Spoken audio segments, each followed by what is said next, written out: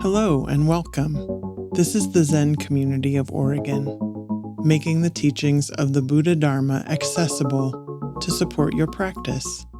New episodes air every week.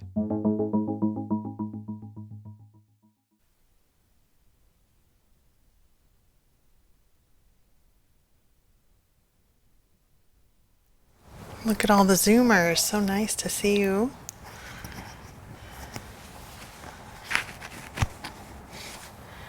Oh, there's Momo. Hi, Momo.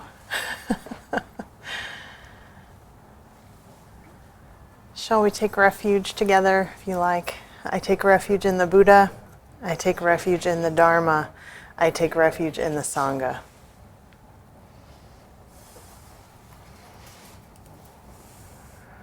I'm really happy to be here with you. And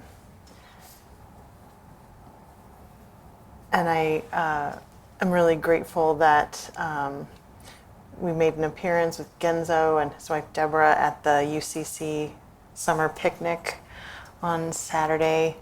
It was very sweet, lots of music and a whole table full of food, very interesting conversations and just a real welcome. Pastor Steve was there for quite some time. We chatted, and just another way to kind of connect our communities. So that's really sweet, and it's just good to see you all here. Thanks for being here. Thanks for practicing. I have really missed this, and now I have to be gone next week. I'm going to be in St. Louis visiting my mom. But then actually on Saturday, we are doing the Zazenkai, a full day of practice right here. How many of you are going to that? Excellent. So you're missing out if you're not going. See how all the cool kids are going. So I missed if there's a few of you on here that are going too. At least one of you I know of. All right. Okay. So last time I was here, I spoke a little bit about the two sort of branches of Zen, Soto and Rinzai, and how our lineage is a fusion of those. And one of the differences, basically, is a certain style of practice, and in particular, the practice of koan study. So I wanted to talk a little bit about koans today, which may be totally unnecessary, for your practice. Just, bring whatever curiosity you might have about it. The word koan actually is translated into like a public case. And the style of practice originated in China, Chinese Chan. And so, having been to the White Plum conference, which is a conference of the lineage that Plum Blossom represents, and someone asked, I think it was Genzo, what Asanga means, that it's the White Plum Asanga, which is the larger group of all the people who have descended from Maezumi Roshi, my teacher's teacher. And it's a play on words when you put the letter A in front of something. I believe in Sanskrit it means not or no Sangha. And so it's kind of a pointing to non-attachment is what Bernie Glassman and Maezumi Roshi were saying in the plum blossom part. The white plum part is named after Maezumi's father. His name meant white plum. So Maezumi Roshi studied with teachers who were trained in the koan tradition, namely and specifically Koryu Roshi, who was a lay teacher. He was basically ordered by his teacher not to ordain, not to become a priest, because at the time his teacher felt that the priest track wasn't really going to go anywhere for him, wasn't going to go to somewhere real, that it was just kind of bureaucratic and didn't mean so much as a genuine practice. So there's already, I mean, that Dharma great-grandfather is a very powerful teacher and a very powerful lay teacher. So I take a lot of heart in that realization does not differentiate between priests and lay people. So he studied with teachers who were trained in the koan tradition, and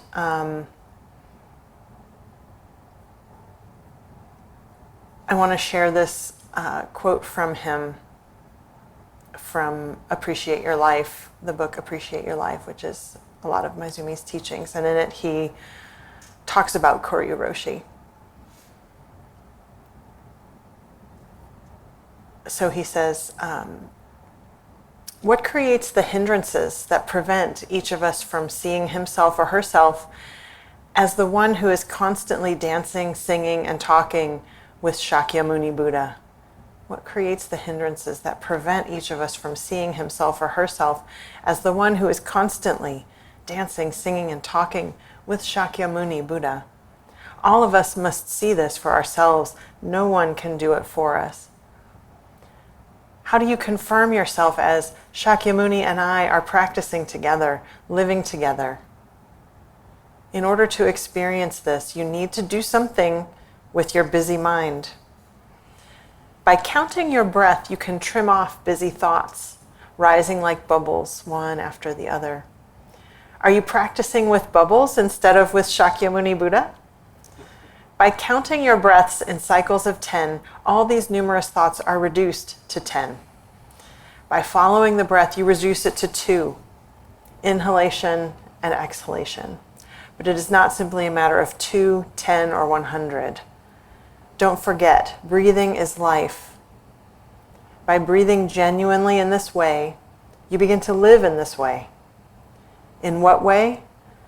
You appreciate intimately the life that you are living in this very moment.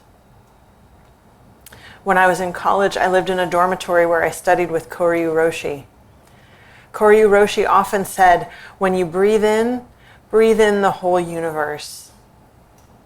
When you breathe out the whole universe. Breathing in and out, in and out. Eventually, you even forget about who is breathing what. When you breathe in the whole universe. When you breathe out the whole universe. Breathing in and out, in and out. Eventually, you even forget about who is breathing what. There is no inside, no outside, no this, no that. Everything is altogether disappearing. So what is there? You can answer nothing. When you truly sit, you can also say everything.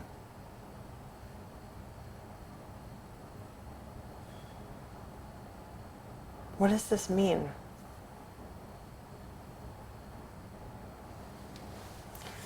It's not to be figured out. It's not even to be known or understood. It is to be lived, experienced directly. And we already have everything we need, right here, right now. And no one can do it for us.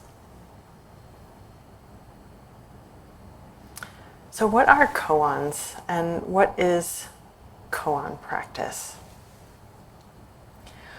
Well, koans are not riddles. You will sometimes see them referred to as such. And I was tempted to tell you some riddles today, but I will spare you. Although when you go to the Kaiser Longview phlebotomy clinic, which is excellent, by the way, those people are like a well-oiled machine. They're like an elite basketball team. They're behind there and helping each other and getting it done. And I've just most of the time been amazed every time I go in there, like, wait, you're done? Did you even do anything? So incredible. But they have at every little chair a piece of paper taped that has some really bad jokes. And if I catch myself laughing at them every time. But this is not what a koan is, for sure. I think that there's one I do remember. I'm going to tell you it now. I'm sorry in advance. One of them was, what do you... So stupid. What do you call a fish with no eyes? A fish.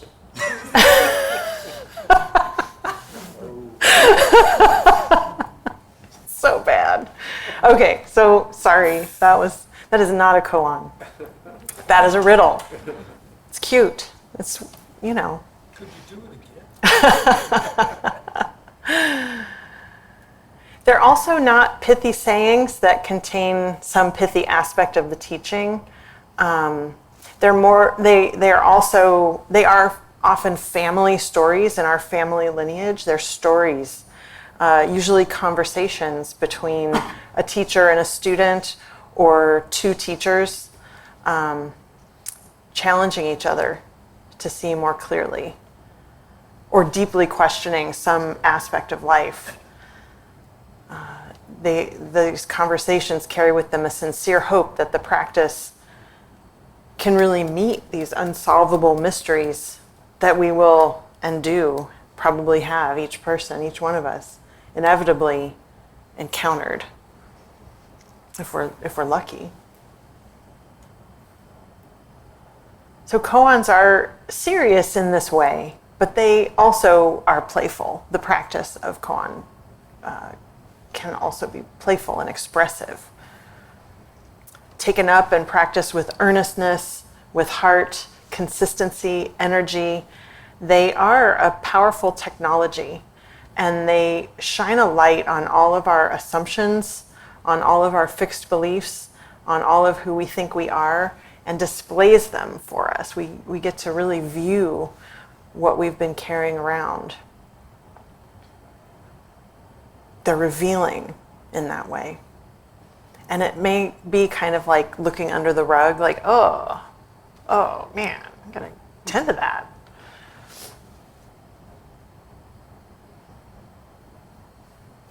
To practice with them does require a foundation of meditation, a fair amount of concentration. They do require consistent concentration. They do require a sustained and wholehearted effort. It's really helpful to do a day-long retreat or a longer retreat to work with them at length. It's a powerful way to work with them. So I want to talk about the first koan, koan number 1 in the collection called The Gateless Gate. How can you pass through a gateless gate anyway? What is a gateless gate? I mean, just right there is a koan. What is a gateless gate?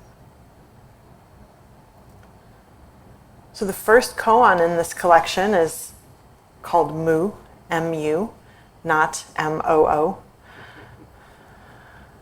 Though when you practice with it at the monastery, there are cows in the field across the road, and they do seem to be practicing with us. Mu is the Japanese pronunciation of the Chinese word wu, which can be translated as no, or nothing, or does not have.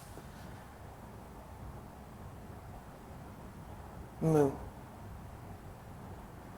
And so the story goes, a monk in all earnestness asked Joshu, the teacher, "Does a dog have Buddha nature?" And Joshu said, "Mu."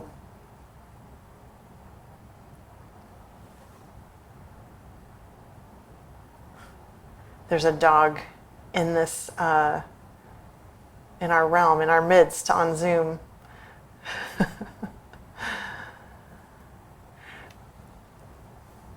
You'll see, and hopefully I'll be able to articulate the fact that this koan isn't really so much about dogs, although I love that it has a dog in it. So we have to bring some life to this exchange. So when you hear the monk in all earnestness, that really means something. That really means something. So this was not a question that he brought to Joshu to just fill time or some attempt to come up with a question. This was a burning question. The doctrine, the teachings of Mahayana Buddhism says that everything has Buddha nature. The Buddha, upon his awakening, said, I and all beings are awakened together. Shakyamuni and I are practicing together, living together. So given that, given this is what it says,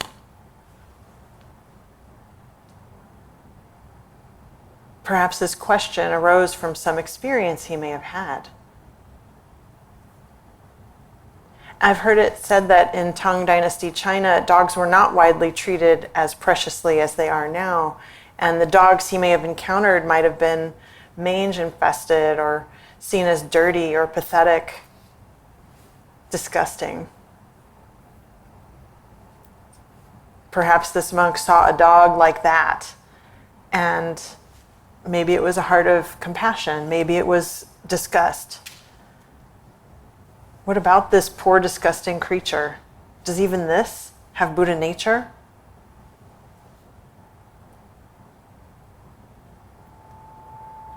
We could apply that same incredulity to the teaching when we read the news.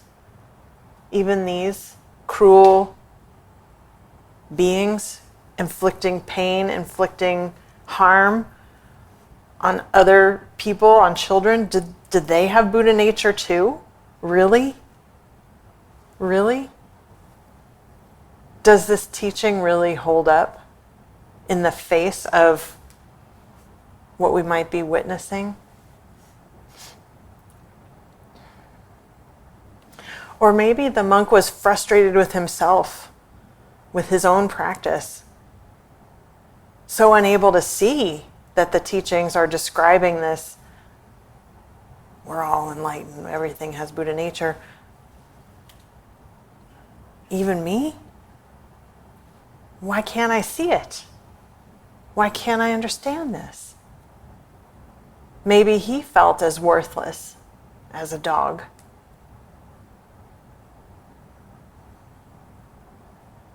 And then this suggests even more questions. This, do I have Buddha nature? Well, who am I? And what is this? Those are also koans. That is a koan. Who am I? What is this? I prefer what is this? This is what we call great doubt. Great doubt. Doubt. It's not that kind of doubt that is the cynicism that we usually associate with doubt. Cynicism is a sense that, oh, I know, and I'm not going to be fooled. I know better, and I'm not going to be naive. That's cynicism, or I'm going to assume the worst. That kind of doubt, that is about thinking that we know, and about being too cool for school, basically. But great doubt is something else completely. Couldn't be more different. Great doubt is a great not knowing. It's a deep and nearly obsessive curiosity, an all-pervading curiosity and need to inquire.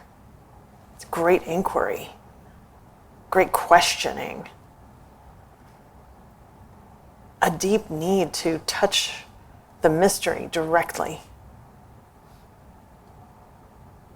Nothing else will be satisfying. No answer could be satisfying to this kind of curiosity. So when he's asked, does a dog have Buddha nature? How could Joshu say no? He's not providing an easy answer. He's not presenting himself as a teacher who knows. He's not even affirming the doctrine. I mean, the doctrine would say, why, yes, everything has Buddha nature. What's he doing? Why is he saying no?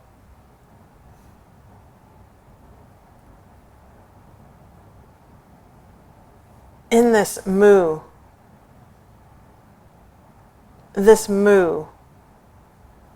points the question back to the monk, points the question, this living question, this living mystery, back to the monk, gives it back to him. Isn't this kinder, really, than giving him some answer, than saying yes? Isn't this a greater compassion to keep the question alive, the actual question, the real question, the living question?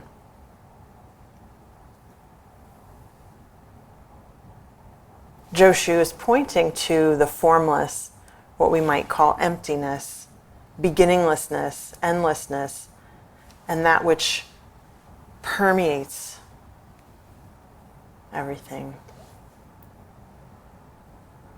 One line from the Precious Mirror Samadhi chant: so minute it enters where there is no gap, so vast it transcends all dimensions.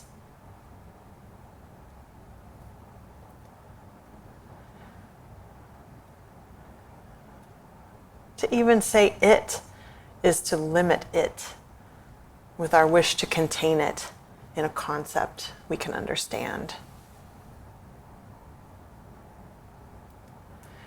So in the koan collection that contains this koan number 1, Joshu's Mu, there's a commentary and a verse by Wumen, who collected this group of koans.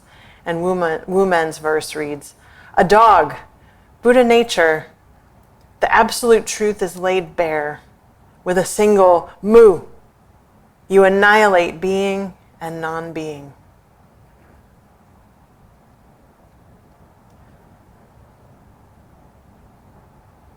So when we practice with a koan, there is often a story, an exchange like this.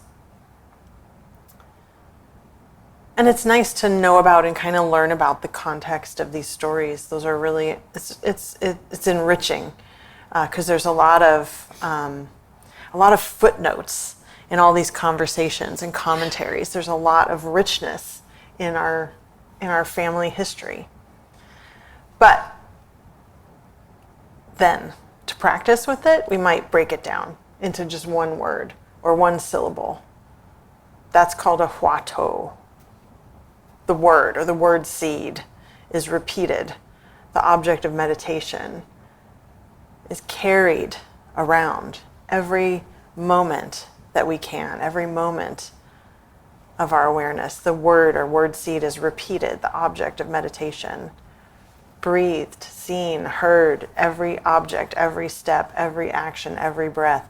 Mu, mu, mu, mu, mu.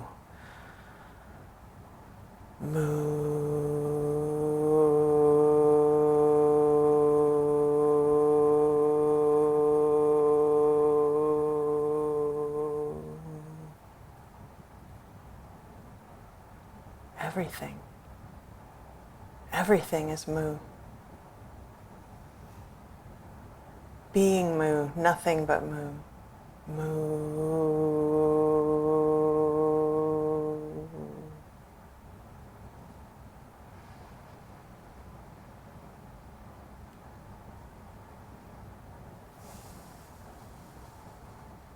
The commentary, translated by Akin Roshi. This is just a piece of it. It goes like this. And this is how Wu-Men is recommending that we practice with Mu. Make your whole body a mass of doubt. And as we have established, it's the great doubt. Make your whole body a mass of doubt. And with your 360 bones and joints and your 84,000 hair follicles, and concentrate on this one word, Mu.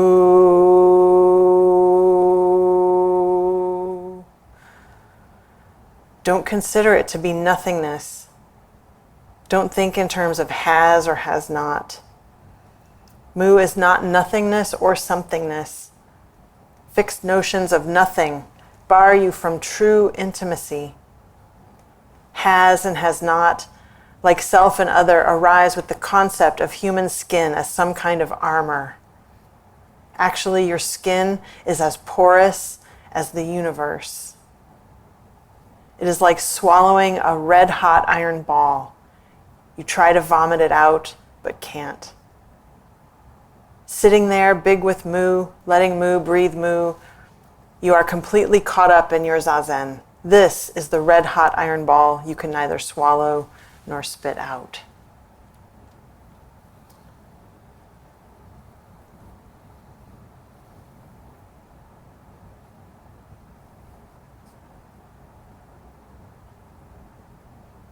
So koans can be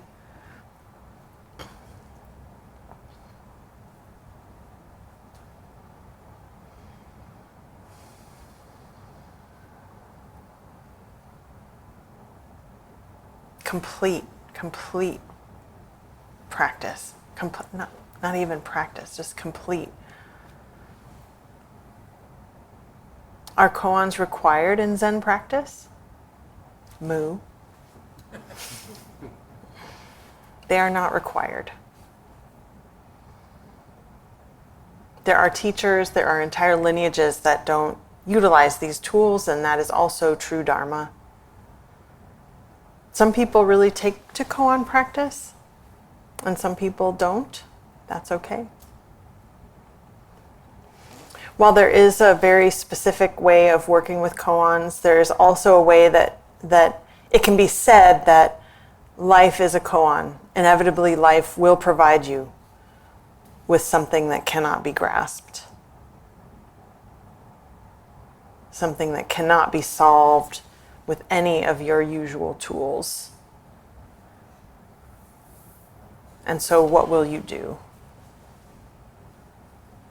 Will you look more deeply? Will it open the door? Will you surrender more thoroughly?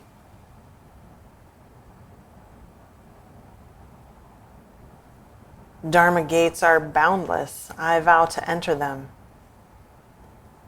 That's one of our great bodhisattva vows. We enter them with awareness of our life, moment by moment, breath by breath. Now, now, now. This intimacy. Just this.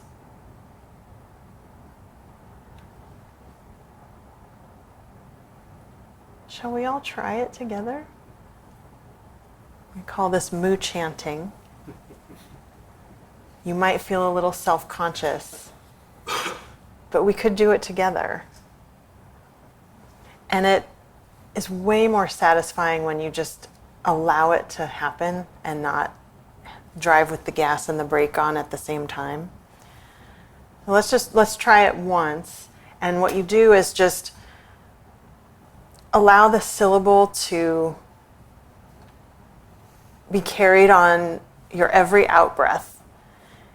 And you breathe out all the way to the bottom of that out breath. And then just the in breath takes care of itself. And then you breathe out again, Mu, as long as you can. Just let it all the way out.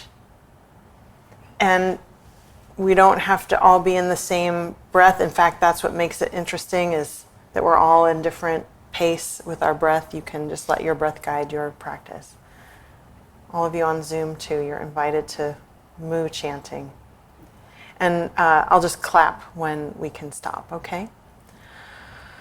Moo.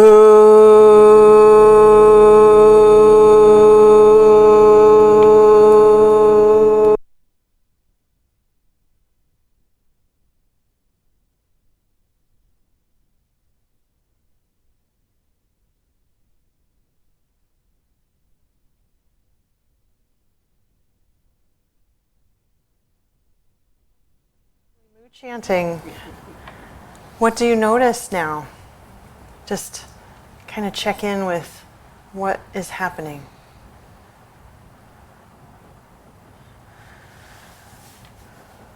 And to close, I'll just repeat that teaching from Koryu Roshi. When you breathe in the whole universe. When you breathe out the whole universe. Breathing in and out. Eventually, you even forget about who is breathing what. There is no inside, no outside, no this, no that. Everything is all together, disappearing. So what is there? You can answer nothing. When you truly sit, you can also say everything. Thank you.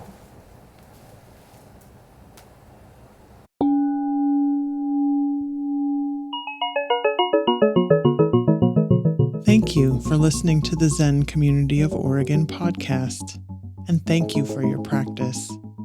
New episodes air every week. Please consider making a donation at zendust.org. Your support supports us.